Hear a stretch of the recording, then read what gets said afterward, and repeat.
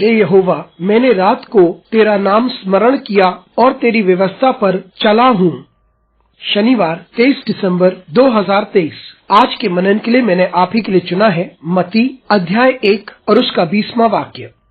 जब वे इन बातों के सोच ही में था तो प्रभु का स्वर्गदूत उसे स्वप्न में दिखाई देकर कहने लगा, हे यूसुफ, दाऊद की संतान, तू अपनी पत्नी मरियम को अपने यहाँ ले आने से मत डर, क्योंकि जो उसके गर्भ में है वे पवित्र आत्मा की ओर से है।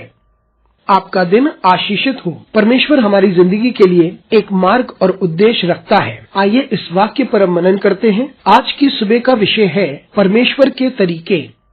जब यूसुफ को पता चला कि मरियम गर्भवती है तो वे मन ही मन सोचने लगा कि वे उसे एक शांतिपूर्ण तरीके से त्याग देगा ताकि वह अपमानित न हो। लेकिन परमेश्वर के पास एक योजना थी और परमेश्वर चाहते थे कि सब कुछ सही रूप से हो। परमेश्वर ने अपने स्वर्गदूत को भेजा ताकि यूसुफ को बात समझ में आ जाए। मित्रों, हमारी जिंदगी में बहुत से ऐसे पल आते हैं जहाँ हम बेबस हो जाते हैं कि हम किसी विशेष निर्णय को लें और परिस्थिति हमें बेबस कर देती है कि हम कुछ कदम उठाएं। ये समाज की वजह से हो सकता है या ये हो सकता है कि हमारे स्वयं के तौर तरीके हैं या हमारी समझ है। फिर भी कुछ ऐसी परिस्थितियां होती हैं जो हमें बेबस करती हैं कि हम कुछ निर्णय ले लें। लेकिन परमेश्वर एक योजना रखता है और परमेश्वर चाहता है कि उसकी इच्छा के अनुसार कार्य हो, विशेषकर उनके लिए जो उस पर भरोसा करते हैं। इसलिए परमेश्वर ने यूसुफ के पास एक स्वर्गदूत को भेजा ताकि यूसुफ परमेश्वर की योजना समझ सके। मित्रों, जब हम भी